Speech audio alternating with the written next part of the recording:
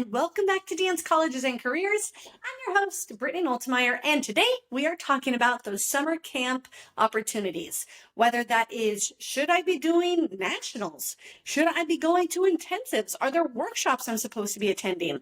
Let's dive into it and figure out really what you want to be doing this summer. First, I need to give you my background so you know where I'm coming from here.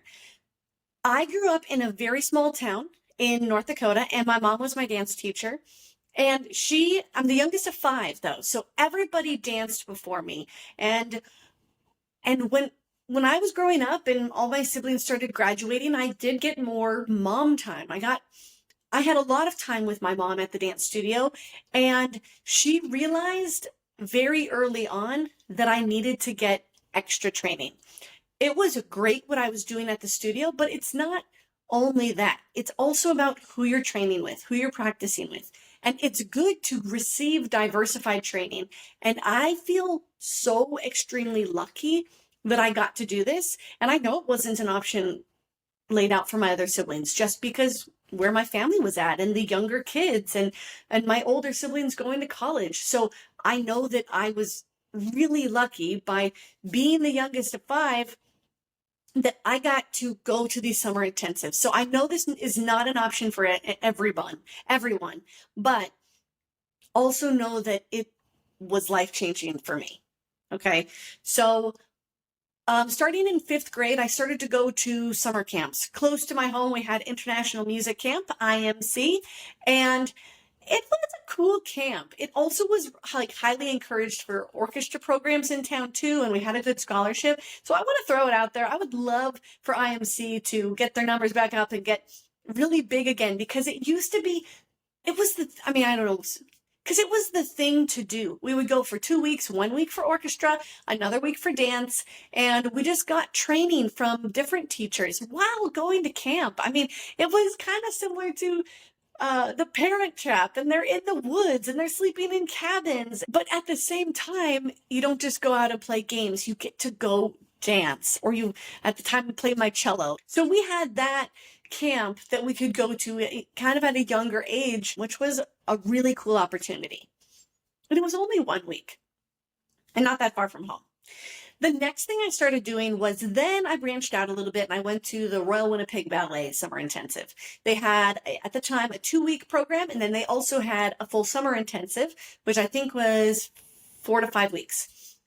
So the first summer I did music camp, and then I did the 2 weeks of the Royal Winnipeg Ballet. I think my sister also did that ahead of me, so we just were familiar with it. Also, Winnipeg is only 4 hours from my house, and it has an amazing ballet program.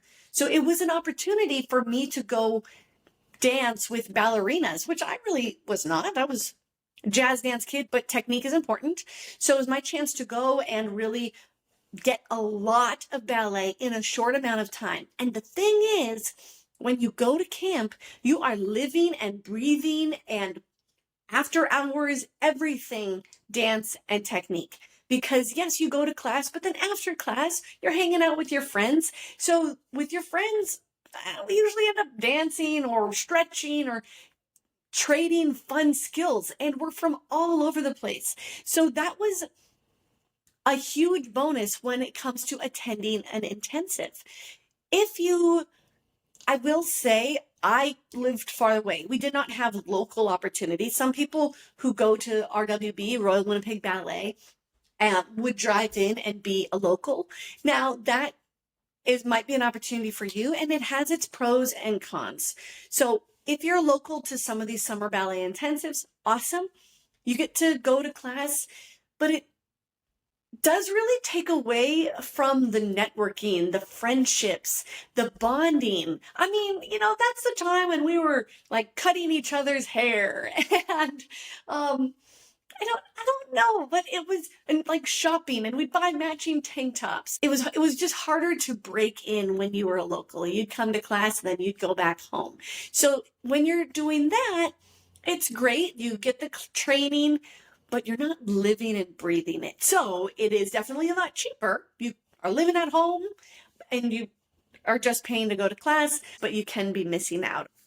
Okay, so after RWE, Royal Winnipeg Ballet, then the next year I went to Ballet Austin, in Austin, Texas, which is a lovely program. The year I went there, they had just moved into the brand new building with all the glass windows around it. And they even put the building on the back of the t-shirt. I still have that t-shirt. That again was another wonderful program. It's 6 weeks and you are living with everybody else who just wants to dance. And that's the game changer from staying home and going to your local classes and just going to class and going home, or going to class and then going to work, or going home to babysit. Living that regular life is you are submerged in dance. You are there with everybody who has the same passion as you. So I could find it very lonely at times growing up at my studio when I cared so much, and a lot of the others on the team would not have that same passion as I. And I found that really lonely. So being able to go to camp, go to intensives, and find my people, it was really reassuring. But also, it knocked me down a few notches at the same time, because then you realize you're not the best in the world, right? There are many, many, many other people way better than you, and you can learn from them as well, rather than getting comfortable at your studio. So after Ballet Austin, that was a 6-week camp, 6-week intensive, I'm sorry, not camp. IMC was camp. These ballet intensives are intensives.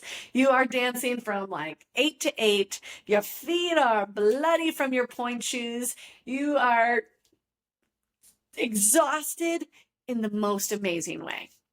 Okay, after Ballet Austin, I went to North Carolina School of the Arts, and then I went to that same one again the next year. I loved it there because it wasn't only ballet, and I just really found a great connection there. So I was there for NCSA, and then the next year they became a university. They became UNCSA. So that second year, all that merch was on a really good sale. I'll take that.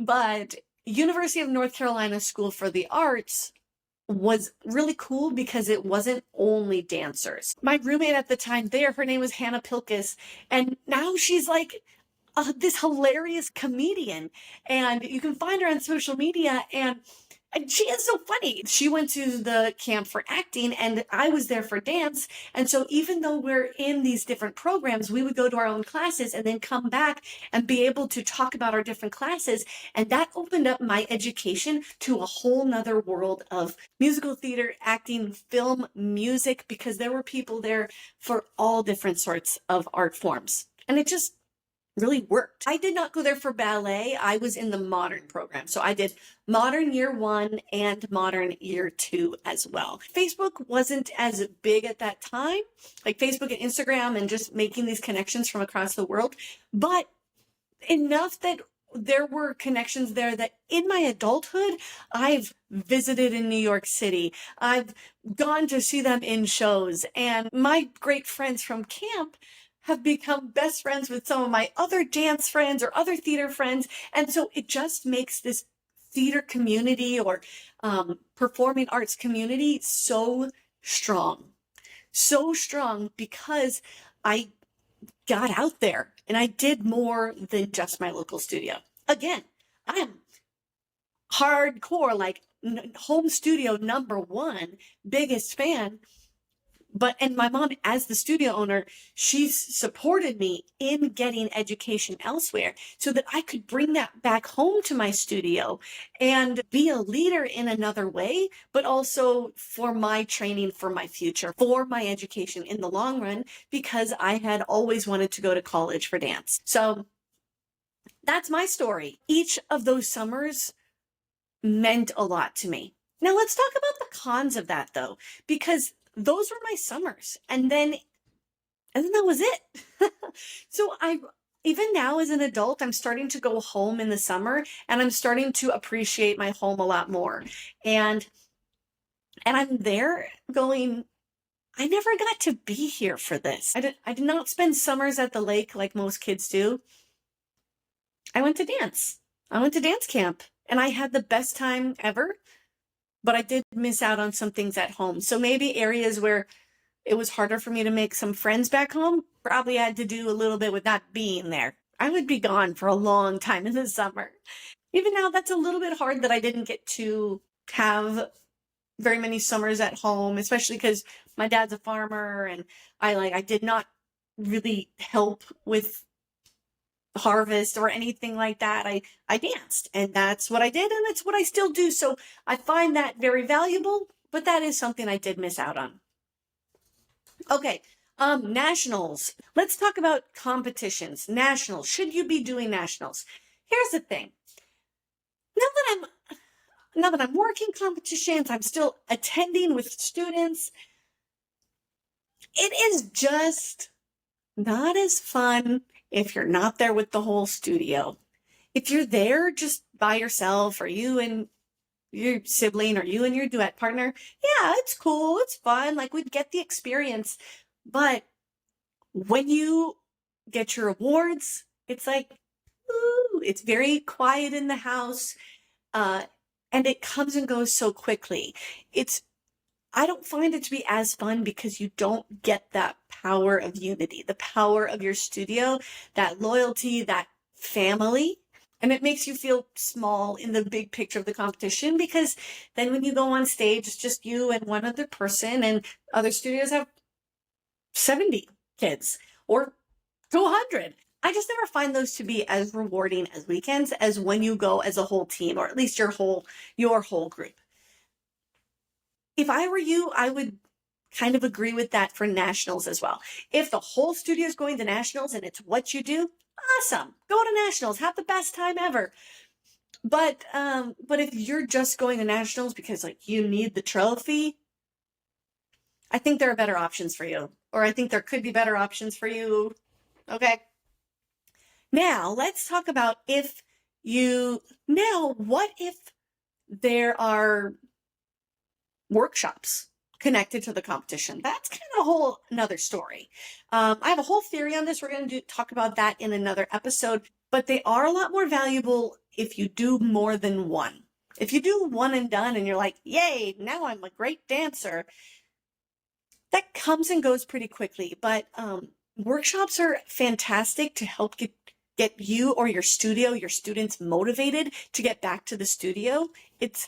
They're motivating weekends. They're exhausting and tiring, but it feels so good to go home and say, oh, I worked so hard today. I'm so exhausted. I loved this class and I want to, and then in the hotel room, you go home practicing the move you learned in class. Okay. So I think there is a great place for workshops. If you have a lot of conflicts or if you have a lot of events going on and you can't go to a summer intensive, I would hit up workshops. Or even if let's say you're a social media kid, I think workshops are very important for you. If you basically already have a business because you have a huge following, we kind of know that workshops are important for you. Workshops are important for another type of learning.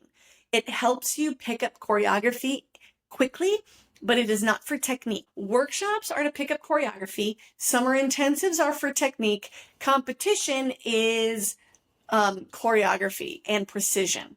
So it really is, what do you need? What are you looking for this summer to get the best out of your summer experience?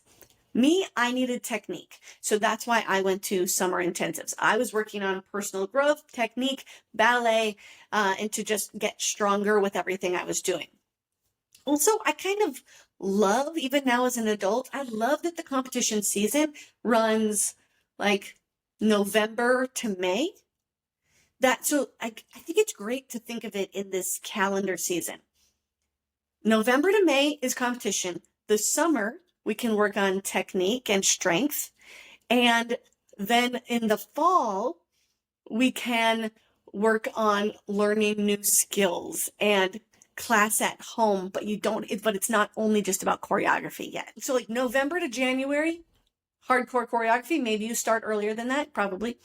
but that's when you're really learning your choreography. And then after that, we're going to competition. So it's more about performance. How are you performing? What do you need to fix for your next performance? Summertime is your opportunity to fix your technique. If you stayed in shape all summer, to then learn new skills when you go back to your studio to move up into that next level before you start going back into choreography again. So if you took the whole summer off, then when you get started in the fall, you have to backtrack, my friend, a lot because our brain is not ready to work. Our body is out of shape. We don't have the stamina that we had in May, and you have backtracked yourself 3 months. So it's crazy. It's absolutely crazy to go 3 months without doing anything. You're kids, you're athletic. This is your chance. You are in the prime of your physical life, especially, oh my gosh, especially if you're about to go to college. I've heard that too. Like, oh, I need to take this summer off so that I can prepare for college. Are you crazy? Are you crazy? If you're going to college for dance or theater or the arts and you take the summer off, well, I just have to say good luck getting cast in anything, because if you're going to school for dance or theater, I promise almost everybody else was doing summer activities, getting summer training. And if you were not, you are going to be really far behind. And it's hard to catch up, especially the older you get. It's hard to catch up. So do yourself a favor and don't do that. That's like the worst thing you could do, is completely take the summer off because you're tired. Oh, woe is me. No, we all get tired. But if you really, I'm here talking to the go-getters. I'm not here talking to the lazy ones or the faint at heart. If you're not willing to work, then you shouldn't be going to college for it, because this is not the easiest. Yeah, so make sure you are staying active in the summer, and I encourage you to work on diversifying your training. Even if that means, like, maybe your studio's closed and you're like, oh, well, I can't dance. What should I do? But maybe your mom does yoga in the living room, or your dad goes to the gym, or your brother plays a sport. Like, I never played any sports. I was very against it because I was a dancer. But look, all of those extra skills you learn support you as the dancer you are. So if you learn how to play this thing where I have to catch a ball, okay, then in this routine where I have to catch something, I probably would have had better hand-eye coordination. But everything you do outside of dance also supports you as the dancer you want to become, as long as it's healthy and safe and supporting you in the right ways. Yes. Okay, thanks for joining me today on Dance Colleges and Careers. I hope this was helpful. And if you have any questions, please reach out. We can dive deeper into what some of these options could be. But remember to be brave, tell your story, and own the stage.